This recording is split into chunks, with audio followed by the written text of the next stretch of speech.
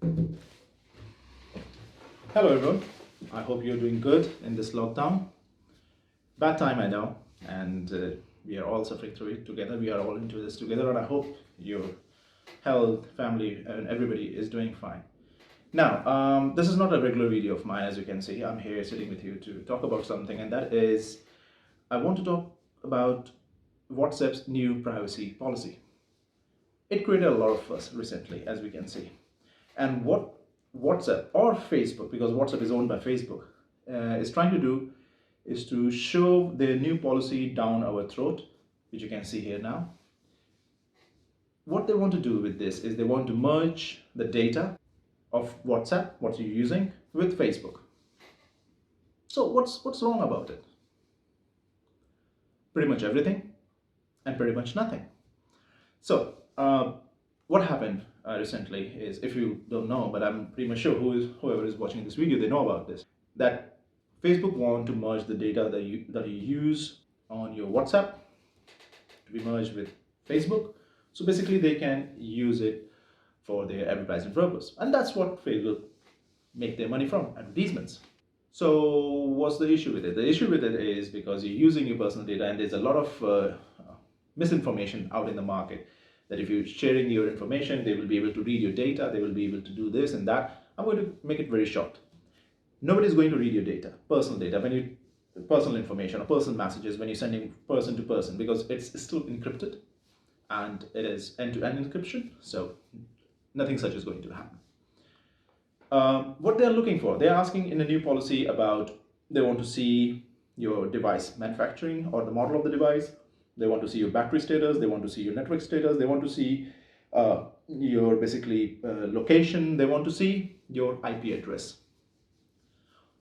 And I'm presuming that the people who are using WhatsApp, half of them at least are running Facebook already. So with all Facebook, if you have it in your phone, you're already sharing all this information. They know about your battery, they know about your devices, they know about your location, they know about your IP address. For me, the most important thing, which I personally think is problematic, is sharing my location and my IP address. It's easy to spook the location. You just need to use a VPN, and Facebook will never come to know your real location if you're using a VPN, though it might cost you if you want a good VPN. IP address is something I don't want to share with them, but let's say. Now, initially they say that this policy you have to adhere to. It's like my way or highway. So if you don't accept their policy, it was a nice meeting with you, goodbye. That's what they were saying. And it was till 8th of February.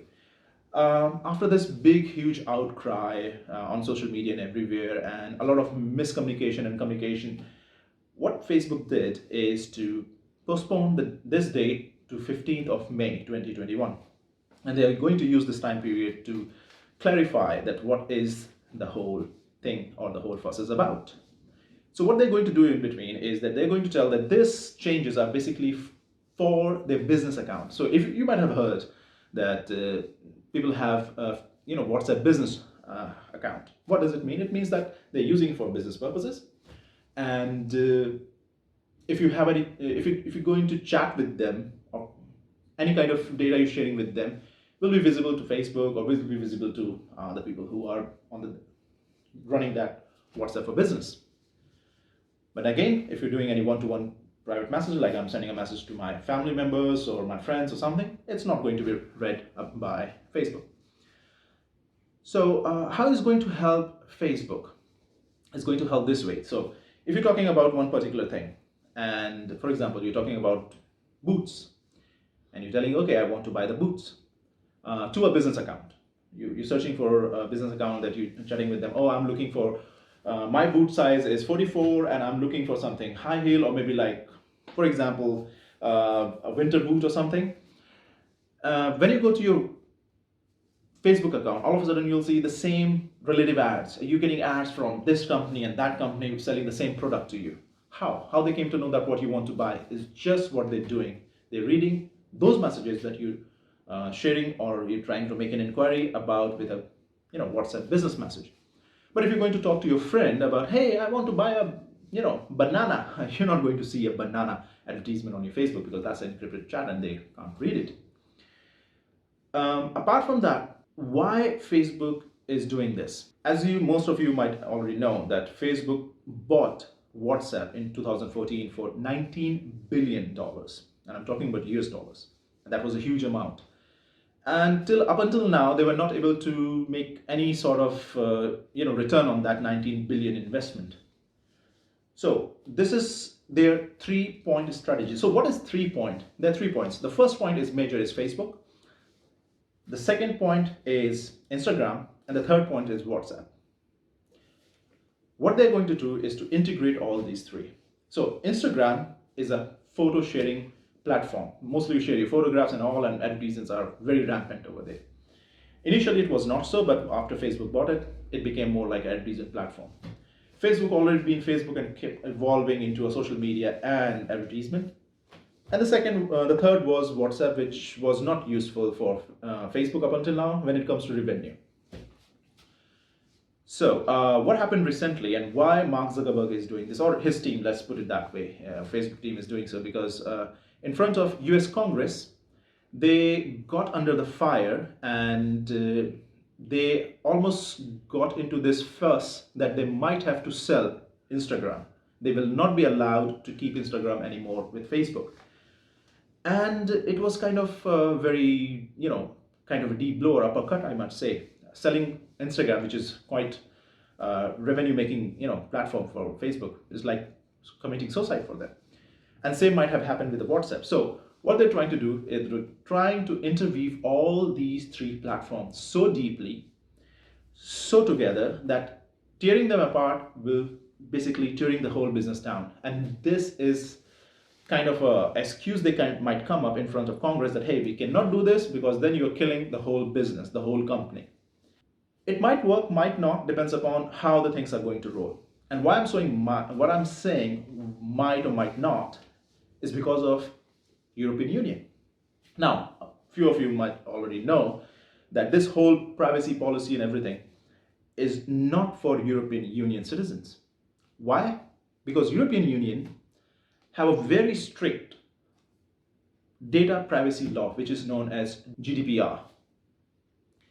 Now, GDPR restricts any kind of data transfer within the company itself, from one platform to another platform, one department to another department.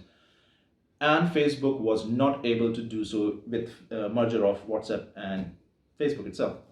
So they got kind of a notice, and they understood that they're going against GDPR, which is against their business, which will work against their business. So they were quite rushed to do so, and they announced recently that they will not be making any kind of forceful imposure or any kind of these changes for European Union citizens or the people who are using European Union numbers or living in European Union. Like, for example, I'm living in Europe, so this policy doesn't apply to me, but my family members, my friends who are living, for example, in India, it does apply to them. So this is again a kind of a social uproar that why European Union citizens are getting a different treatment, or more privileged treatment in this case, that their data is safe but ours are not. So if you're living anywhere else or out of European Union, I'm sorry, but good luck with that. You have to push your government to make more stringent and more strict law for your privacy of your data.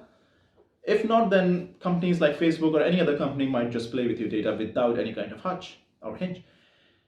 That's the one thing I wanted to talk about, which I just explained to you. Now, you can find all GDPR and everything linked in the description if you want to read more about it. It's a huge discussion in itself. Don't want to go on this video, otherwise this video will go like an hour or so. Moving on to the second point, which I want to talk about when it comes to WhatsApp and Facebook, and which I recently mentioned, the 3-point strategy, is they told that if you see the news policy of WhatsApp, they're talking about they have no intention to put ads on WhatsApp. No intention to put ads on WhatsApp, but probably they might do that in the future. So you never know. In future, maybe down the line, maybe after like 4, 5, or 6 years, you'll start see banners of ads and everything in your WhatsApp main page or in your group chat or in your chat itself maybe, and it's all downward spiral from the point I see. So what's the alternative to it?